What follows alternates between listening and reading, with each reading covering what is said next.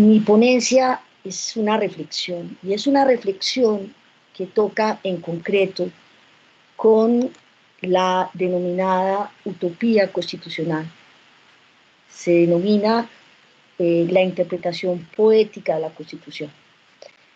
Mi objetivo es tratar de unir lo que es el sentimiento y el derecho por medio de la poesía. Y parto de la idea de que el sentimiento está enredado en el derecho, se lee desde el derecho, puede ser interpretado en las razones del derecho, a pesar de su construcción racional, pero particularmente en las constituciones. El género de la poesía es, en la literatura, el género que ha permitido que el sentimiento aflore.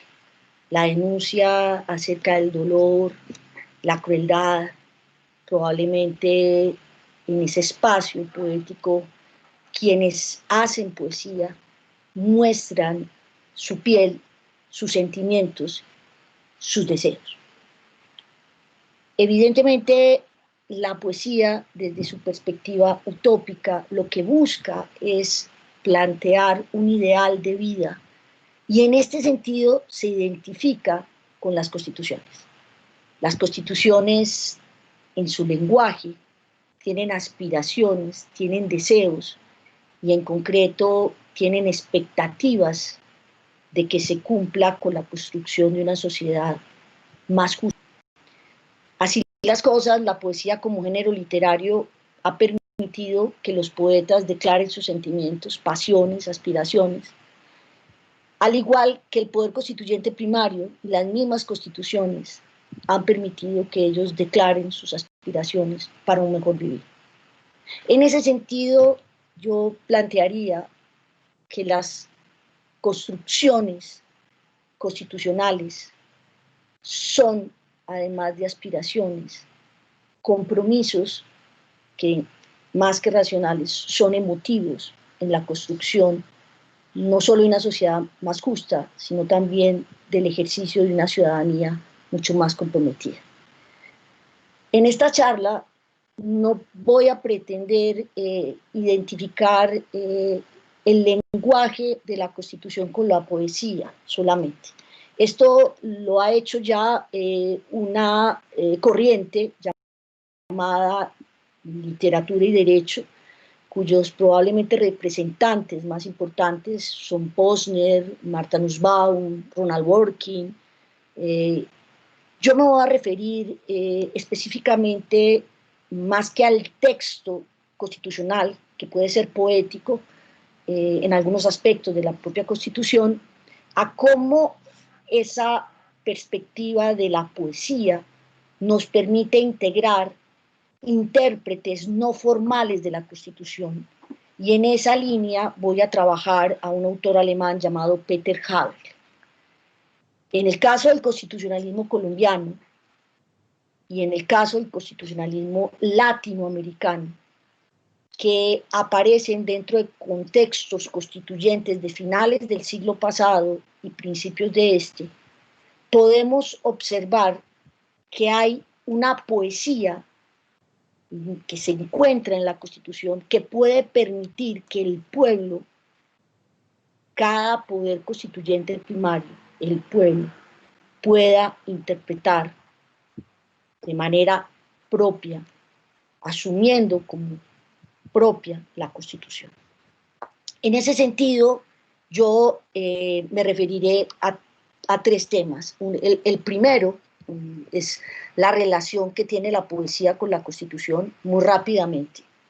Posteriormente me voy a referir a la utopía heredada del primer mundo, que dentro de la concepción de modernidad y las constituciones modernas liberales crearon una cierta utopía, con una lectura de la Constitución que terminó siendo excluyente y arbitraria, para mostrar cómo el constitucionalismo latinoamericano, con estos procesos constituyentes que he mencionado, los de finales del siglo pasado, pero particularmente los de este siglo, en el que voy a hacer hincapié en concreto en Venezuela en Bolivia y en Ecuador han creado una poesía que puede ser utilizada como el sentido genuino de las normas constitucionales y del nuevo constitucionalismo latinoamericano, un constitucionalismo que se va a desligar de la propuesta utópica de una modernidad que desde el liberalismo fundamentó las estructuras constitucionales defendiendo el espacio del mercado. En un primer momento, entonces, voy a hablar de la relación en concreto de la Constitución y la poesía. Y para eso voy a tratar el texto de Peter Haberle, que se denomina La Constitución de los Literatos, pero por otro lado voy a trabajar una entrevista que se le hace, yo envié el texto, hace unos 10 años, en las que él hace una relación entre poesía y constitucionalismo. Haberle describe 3 tipos de relación entre el lenguaje, la primera, es un lenguaje común, el de la poesía y la Constitución, una dogmática común, una forma de interpretar desde la tópica común entre poesía e interpretación constitucional, y va a plantear unas distinciones interesantes entre la labor del poeta, la labor del jurista, y va a asemejar la labor del poeta como una labor parecida a la del poder constituyente primario y muy similar a lo que nosotros consideramos que es el pueblo. Evidentemente, si partimos del primer elemento de relación que plantea que poesía y constitucionalismo tienen un lenguaje similar, partimos de la idea de que la Constitución, al igual que la poesía, declara aspiraciones. Para Haberle, las constituciones son redactadas por el pueblo, por sus representantes, con un lenguaje similar al de la poesía. Y esto se puede observar en los preámbulos, al igual que en la Declaración de los Derechos Fundamentales. En un escrito que él desarrolla como la Constitución de los Literatos, va a tomar ejemplos históricos, por ejemplo. Entre los ejemplos que él cita, Millebeau en 1789 era un escritor, un poeta, y va a ayudar a la redacción de la Declaración de los Derechos del Hombre y del Ciudadano francesa. Schiller, el poeta alemán, va a escribir la Oda a la alegría, que es una reflexión fraterna que va a crear el himno de la Unión Europea. Y también menciona un ejemplo interesante, y es la construcción del preámbulo de la Constitución suiza por el poeta Mux, por el poeta suizo Mux. Evidentemente, las aspiraciones que se consignan en las constituciones y que observamos se parecen a los poemas, porque ellas son descritas en lenguajes amplios de un sentimiento de expectativa, de confianza, en algunas ocasiones de certeza, y son palabras, tanto las constitucionales como las de la poesía, abiertas. Son consagradas en un sentido que en el momento en que lo determinan sus autores, el poder constituyente primario, salen de dicho sentido para poder ser interpretado de manera compartida por todos. Digamos que esa es la primera relación entre poesía y constitución, por el lenguaje de la poesía y el lenguaje de la Constitución en el preámbulo y en las declaraciones de derechos. Hay otro elemento que relaciona la Constitución con la poesía, y es la forma de interpretar, una especie de dogmática común. El lenguaje poético utópico, abierto, amplio, si se quiere vago, permite encontrar similitudes con las interpretaciones que se hacen de los textos constitucionales, también amplios, vagos, abiertos, desde la perspectiva de los métodos que se denominan tópicos.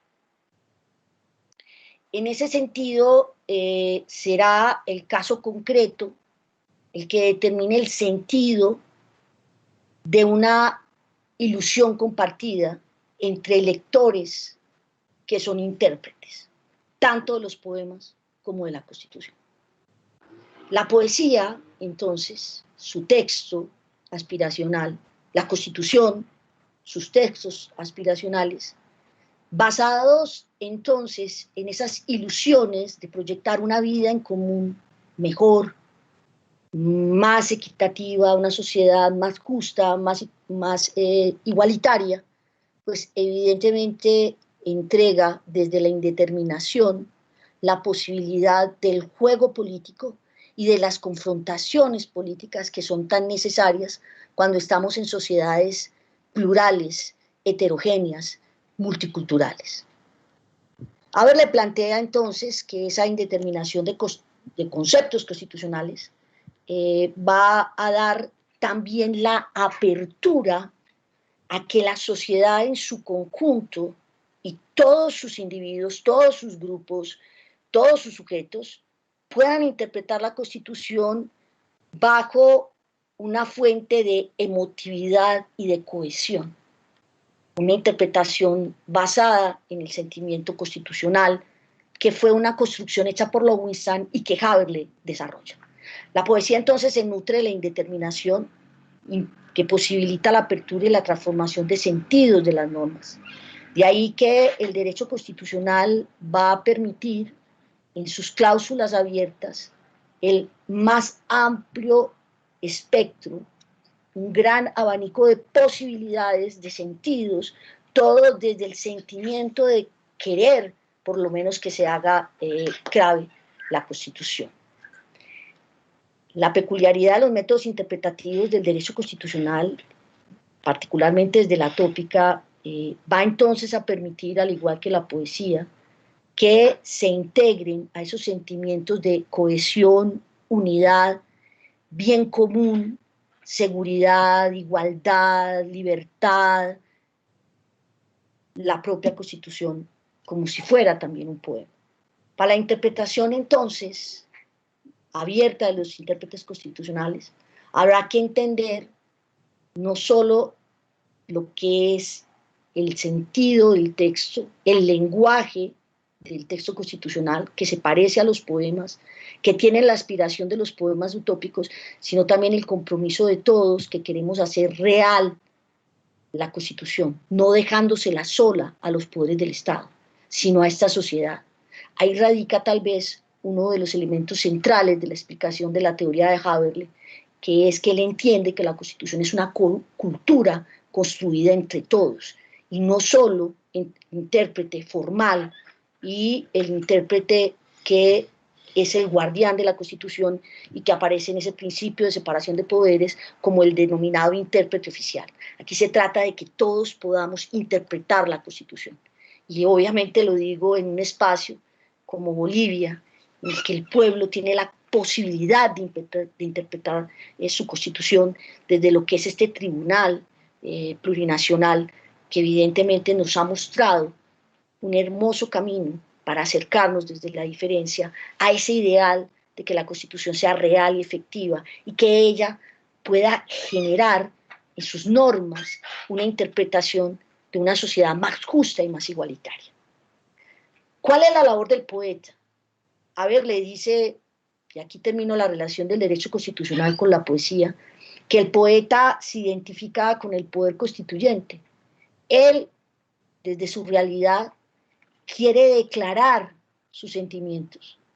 El poeta se le permite todo, transita más allá del sentido común, alberga en las fronteras del orden la posibilidad de transgredirlo porque cree que ese orden es injusto.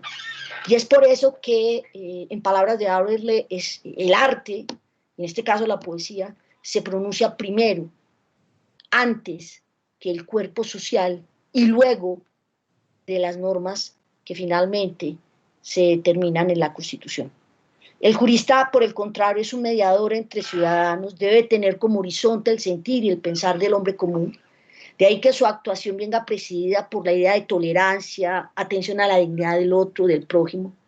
Generalmente el poeta, como el poder constituyente primario, no atiende a consideraciones más que las de denunciar, probablemente desde el sentimiento y la pasión, con lo que no está de acuerdo, lo que no es justo, y evidentemente en esto se convierte el poeta en un sujeto similar al poder constituyente. Así las cosas, el poeta podría comportarse de manera anárquica, y el teórico del Estado no lo puede hacer, el jurista no lo puede hacer, ante todo debe ser un demócrata.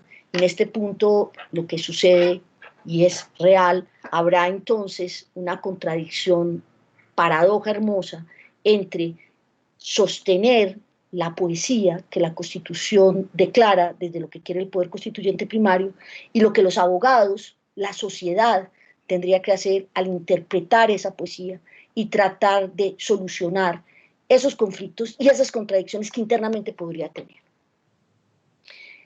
¿Cómo puede hacer la interpretación el pueblo? Evidentemente, si la hace como una sociedad que entiende que la cultura de la Constitución está en su sentimiento. La expresión sentimiento constitucional fue descrita por Carl Lowenstein y se describe por parte de este autor como uno de los fenómenos psicológicos, sociales y sociológicos más complejos del existencialismo político, pues porque el sentimiento constitucional es la conciencia de la comunidad de que debe trascender a sus antagonismos, a sus tensiones y a sus intereses político-partidistas, económicos, religiosos, de todo tipo, y que todos en ese sentimiento, en torno al cumplimiento de la Constitución, nos debemos integrar como detentadores y destinatarios del poder en el marco de un orden comunitario obligatorio que debe ser la Constitución, porque la creemos justa, capaz de desarrollar un proyecto ideal de vida. Obviamente, al mirar estas relaciones entre Constitución y poesía, encontramos que la propuesta es revisar desde nuestra sociedad la idea de apropiarse desde el sentimiento constitucional de la poesía, la aspiración de una mejor vida, de un mejor destino para nuestros pueblos.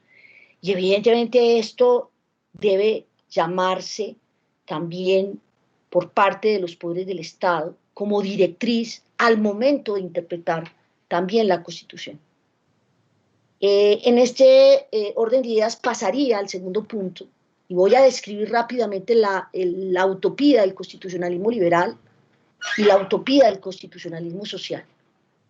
La idea utópica del constitucionalismo liberal se vio en el preámbulo de la Constitución francesa de 1791. Yo lo leeré rápidamente. Dice: el pueblo francés, convencido de que el olvido y el desprecio de los derechos naturales del hombre son las únicas causas de las desgracias del mundo, ha resuelto exponer en una declaración solemne estos derechos sagrados e inalienables para que todos los ciudadanos, pudiendo comparar en todo momento los actos del gobierno con la finalidad de toda institución social, no se dejen nunca oprimir ni envilecer por la tiranía, para que el pueblo tenga siempre ante sus ojos la base de su libertad, la base de su felicidad, el magistrado las reglas de sus deberes, el legislador el objeto de su misión. En consecuencia, el pueblo francés proclama en presencia del Ser Supremo la Declaración de los Derechos del Hombre y del Ciudadano. Finalmente, la utopía liberal, que va a terminar de desarrollar la modernidad y el Estado democrático, planteará las aspiraciones de felicidad del pueblo en la libertad y en la igualdad. Obviamente, en medio de un absolutismo era el deseo, no estar nadie sometido a nadie. Las libertades personales, religiosas, sociales, políticas y económicas, junto a la igualdad formal que negaba los privilegios feudales, se reconocían como el contenido de la necesaria dignidad humana. Y esa era la aspiración, esa era la utopía poética de los liberales.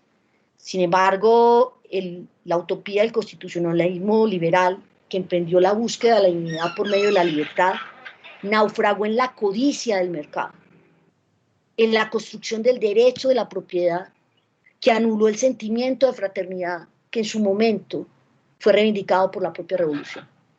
Esta utopía fue utilizada por los intereses de un grupo social, varones, blancos, propietarios, que utilizaron al mercado como un espacio para obtener ganancias económicas y políticas. Construyeron el mercado desde su utopía de libertad, y este negó la vida de los seres humanos, que no tenían propiedad, que no tenían ánimo de lucro, que no tenían intereses económicos. El mercado anuló las aspiraciones de una sociedad justa, la convirtió en un espacio de exclusión y de discriminación de trabajadores, de mujeres, de niños, de ancianos, que subsistían dominados y sometidos por el interés del capital. Esta utopía se volvió excluyente, codiciosa, y hay un poema inglés de Mandeville que va a explicar el mercado y su falta de honestidad y cómo los valores de justicia, vida y salud fueron excluidos por el ánimo de lucro. Voy a leer el poema. Se llama El Gran Panal. Un gran panal atiborrado de abejas, como vivían con lujo y comodidad, más que gozaban fama por sus leyes y numerosos enjambres precoces. Un panal estaba considerado el gran vivero de las ciencias y la industria, empeñados por millones en satisfacerse mutuamente de lujuria y vanidad. Los abogados, cuyo arte se basaba en crear litigios y discordar los casos, deliberadamente demoraban las audiencias para echar mano a los honorarios. Los médicos valoraban la riqueza y la fama más que la salud del paciente marchito. Y la misma justicia, célebre por su equidad, aunque ciega, no carecía de tacto. Su mano izquierda, que debía sostener la balanza, a menudo la dejaba caer, sobornada por el oro. El curioso resultado es que mientras cada parte estaba llena de vicios, sin embargo, todo el conjunto era un paraíso. Todos los tunantes exclamaban descarados: Dios mío, si tuviéramos un poco de honradez. Pero, oh dioses, qué consternación, cuán grande y súbito ha sido el cambio. Los tribunales quedaron ya aquel día en silencio, porque ya muy a gusto pagaban los deudores. Quienes no tenían razón enmudecieron, con lo cual nada podría medrar menos que los abogados en un panal honrado. La justicia, no siendo ya requerida su presencia, con su séquito y pompa se marchó. Abrían el séquito los herreros con cerrojos y rejas, luego los carceleros, torneros y guardianes. Todos los ineptos, o quienes sabían que sus servicios no eran indispensables, se marcharon. Ya no había ya ocupación para tantos. Contemplad ahora el glorioso panal y ved cómo concuerdan honradez y comercio. Por lo que a mí toca, diré, sin la menor consideración, al amable lector de este poema, que yo no concibo al hombre más que compuesto de varias pasiones, y que todas, a medida que se las provoca, van saliendo a la superficie, lo gobiernan, quiéralo o no. Siendo sustancialmente él egoísta, el individuo humano jamás sacrificaría voluntariamente sus propios intereses en favor de los demás, ni respetaría durante mucho tiempo una norma, en este sentido impuesta por ninguna fuerza divina o humana, si no tuviera por ella alguna recompensa.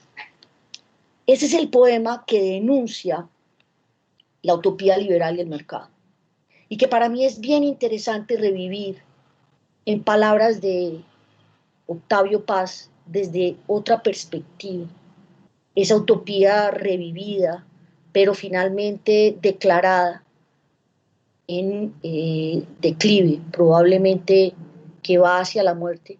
Octavio Paz lo va a determinar en su discurso al recibir el Nobel, cuando dice que las dos utopías de la modernidad que supuestamente todos aceptamos están en el balcón frente a un voladero, y ellas son el progreso y el futuro. Y Paz decía: en mi peregrinación en busca de la modernidad me perdí y me encontré. Volví a mi origen y descubrí que la modernidad no está fuera, sino dentro de nosotros. Es hoy y es la antigüedad más antigua. Es mañana y es el comienzo del mundo. Tiene 1000 años y acaba de nacer. es ese pájaro que está en todas partes y en ninguna. Queremos hacerlo vivo, pero abre las alas y se desvanece. Se vuelve un puñado de sílabas. Nos quedamos con las manos vacías. Entonces las puertas de la percepción se entreabren y aparece otro tiempo, el verdadero, el que buscamos sin saberlo, el presente y la presencia. La vetusta modernidad impuesta por la utopía liberal en las constituciones liberales es revisada por el constitucionalismo social, que termina denunciando en las constituciones de la segunda posguerra la infamia de la discriminación. Este neoconstitucionalismo determinará declaraciones constitucionales que son aspiraciones, también una nueva poesía, comprometida con la igualdad material, con la dignidad humana, con la proscripción de la exclusión, el respeto por el pluralismo. Pero además esta utopía, creada por el Estado constitucional, advirtió acerca del peligro y la vulnerabilidad que se encontraban las minorías de parte de las mayorías. Estas utopías no son nuestras, las hemos podido apropiar. Y yo aquí pasaría al tercer punto, nuestra poesía constitucional, nuestra utopía, la latinoamericana. Y me haría la siguiente pregunta: ¿hemos construido nuestra poesía constitucional? Si la hemos construido, ¿cuál es y cómo vamos a interpretar nuestras constituciones desde sus aspiraciones? Hay dos versiones de la poesía constitucional latinoamericana. Una que se encuentra en los procesos constituyentes de Brasil en el año 88, de Colombia en el año 91, de Paraguay en el 93, en el 92, y en Perú del 93. A finales de ese siglo pasado, la utopía de estos constituyentes era la de construir un Estado constitucional cuya legitimidad se fundamentaría en la garantía de los derechos fundamentales, la igualdad material, la dignidad humana. Y en estas constituciones aparecen referencias a consagraciones de derechos amplias en las que se integran los derechos económicos, sociales, culturales y colectivos. Esa poesía fue heredada de la Constitución, de las constituciones europeas, particularmente de la italiana, de la alemana, de la española. Y esta poesía adaptada probablemente tenía algunos elementos propios de esta etapa nuestra constituyente, la que yo denomino la primera, que, distinguiéndose de la europea, buscaba la integración latinoamericana y buscaba el reconocimiento de la diferencia, el pluralismo y la paz. Digamos que esa era la utopía, una utopía heredada y adaptada probablemente a una circunstancia, y era que nosotros nunca habíamos sido Estado de Derecho, como decía Boaventura de Sousa Santos, y nos pusimos al día con el Estado constitucional. En ese sentido, este movimiento constituyente va a abrir la puerta a la sensibilidad frente al otro, a la idea de la diferencia, a la idea de la distinción, a la idea de que debemos convivir a pesar de nuestros conflictos. Y creo que en la aspiración de una sociedad más justa, lo que busca de alguna manera esta utopía, construirla desde la Constitución, era no tener diferencias que fueran irracionales, crueles. Las diferencias, si existían por razones de raza, sexo, condición económica, ideología, pues todas eran bienvenidas. Y evidentemente esto era algo novedoso dentro de lo que era nuestra digamos, primera etapa de la poesía latinoamericana en términos de consagraciones constitucionales.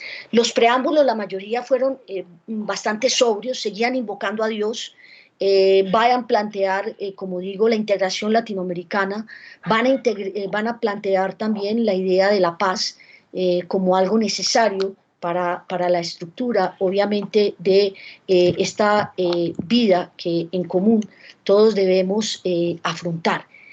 Lo que considero que es fundamental para explicar esta segunda etapa de los procesos constituyentes latinoamericanos es lo que lograron los constituyentes de Venezuela, Bolivia y Ecuador. Ya en estas constituciones va a haber un lenguaje poético distinto y nos vamos a desalinear y va a ser justamente Venezuela, Bolivia y Ecuador los ejemplos para desalinearnos de estos procesos, si se quiere, utópicos, liberales, en los que el mercado era la centralidad, en lo que los individuos determinaban su realidad justamente por ser iguales frente al consumo. Ya aquí hay una garantía, por lo menos, de una propia poesía distinta en términos de reconocer que hacemos parte de un continente de distinciones, no de pueblos indígenas, de consideraciones no solo étnicas, sino también culturales diferentes, en los que tenemos no solo que convivir, pero además reconocemos nuestra gran riqueza, el haber vivido en la naturaleza y ser de la naturaleza y todavía ser parte de esta naturaleza en un continente que todavía es verde. En este sentido, los preámbulos de las constituciones son poéticos y uno puede escuchar en la lectura de los preámbulos cómo ellos mismos determinan la ilusión acerca de lo que debe ser el Estado. En el caso venezolano, Estado democrático, social de derecho y de justicia. En el caso boliviano, Estado unitario, social, de derecho, plurinacional, comunitario. Y en el caso ecuatoriano, Estado constitucional de derechos y justicia, intercultural, plurinacional. En ese sentido, uno puede leer cada uno de los preámbulos y todos ellos describen una poesía. Y esa poesía es a la que yo pretendo reivindicar como un proceso no solo de emancipación, como un proceso necesario para que todos individualmente reconozcamos nuestro compromiso con la Constitución si hacemos parte de este continente como es Latinoamérica y cada uno de nuestros países. Digamos, ¿cuáles son los versos de esta poesía latinoamericana que está ahí en los preámbulos de las constituciones, particularmente en la venezolana, en la boliviana y en la ecuatoriana? Pues tiene dos versos esta utopía. Yo le voy a hablar de dos versos, uno más corto y uno más largo. No riman, pero son versos. Digamos, el primer verso es el que declara que no queremos vivir en medio de reglas impuestas por el mercado y el consumo. No queremos vivir en medio de un mercado plagado de intereses egoístas y crueles, que buscan negar nuestras diferencias y nos hacen iguales formalmente para luego excluirnos. No queremos vivir en un espacio en el que los seres humanos somos cosificados y sometidos, en el que existen conflictos y guerras por el poder y la dominación de los territorios y por el despliegue de una soberanía interpretada como superioridad. Nuestra poesía es la de nuestra naturaleza plural, la de nuestras diferencias. Y este sería el segundo verso. Aspiramos a ser parte de la naturaleza, no queremos ser sus amos. Queremos vivir como seres sintientes en armonía, sin dominar a nuestra madre tierra, sin esclavizarla, ni explotarla. Queremos vivir como seres que dentro de la naturaleza reconocemos la diferencia, que aceptamos la distinción y el sentir diferente, porque es nuestra riqueza. La diferencia nos complementa o nos reafirma para saber que somos distintos. Nuestra utopía interpreta la libertad como reconocimiento de nuestra cultura y de nuestras tradiciones ancestrales. La propiedad no es un derecho material que se puede vender o comprar. La propiedad latinoamericana es colectiva, se identifica con la herencia espiritual de las vidas de nuestros antepasados que viven y habitan en nosotros, en nuestro presente. La tierra y el territorio no es en esta utopía un bien intercambiable, Es un lugar de abrigo para la vida, en el que convivimos con los recuerdos y las almas de nuestros muertos, y en el que el porvenir de nuestras descendencias está asegurado. En esta utopía la igualdad existirá siempre, que existan condiciones dignas para la vida, como el acceso al agua, al trabajo, a la educación, a la salud y a la vivienda. Esta utopía termina con un querer que vendría a ser un tercer y último verso. Queremos que nuestras hijas e hijos tengan infancia. En ella pueden nuestros hijos y nuestras hijas soñar en un futuro construido por las canciones, las oraciones de nuestras abuelas y nuestras madres, con las anécdotas de nuestros padres y abuelos. Queremos que los jóvenes puedan enamorarse de la vida sin el miedo a emprender sus sueños de niños, pues ellos han podido gozar de la educación que les permitirá elegir libremente su profesión y su oficio. Queremos que mujeres y hombres sean iguales, una utopía en la que los ancianos puedan reconocer que su vida ha valido la pena, pues su vida ha guardado el legado de la cultura ancestral.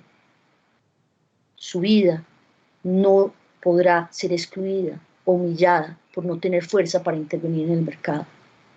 En esta utopía, nuestra madre tierra, respetada en su sabiduría, nos permitirá vivir en su armonía y morir en ella agradecidos, porque ella seguirá dando la oportunidad de vivir a las generaciones futuras.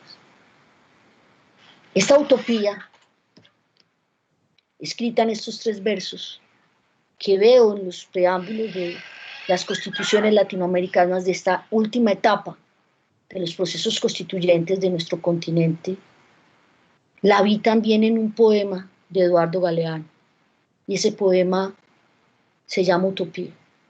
Y quiero terminar con él. ¿Qué tal si deliramos un ratito? ¿Qué tal si clavamos los ojos más allá de la infamia para adivinar otro mundo posible? El aire estará limpio de todo veneno que no provenga de los miedos humanos y de las humanas pasiones. En las calles los automóviles serán aplastados por los perros. La gente no será manejada por el automóvil, ni será programada por el ordenador, ni será comprada por el supermercado, ni será tampoco mirada por el televisor. El televisor dejará de ser el miembro más importante de la familia y será tratado como la plancha o el lavarropas. Se incorporará a los códigos penales el delito de la estupidez que cometen quienes viven por tener o por ganar, en vez de vivir por vivir no más. Como canta el pájaro sin saber que canta, y como juega el niño sin saber que juega. En ningún país irán presos los muchachos que se nieguen a cumplir el servicio, sino los que quieran cumplirlo. Nadie vivirá para trabajar, pero todos trabajaremos para vivir. Los economistas no llamarán nivel de vida al nivel de consumo, ni llamarán calidad de vida a la cantidad de cosas. Los cocineros no creerán que a las langostas les encantan que las hiervan vivas.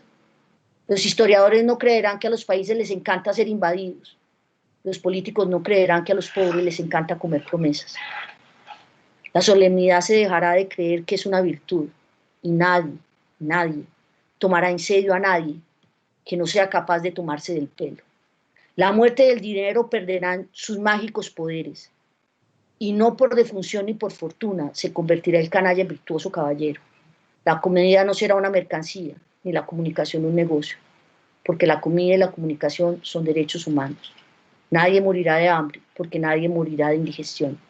Los niños de la calle no serán tratados como basura, porque no habrá niños en la calle.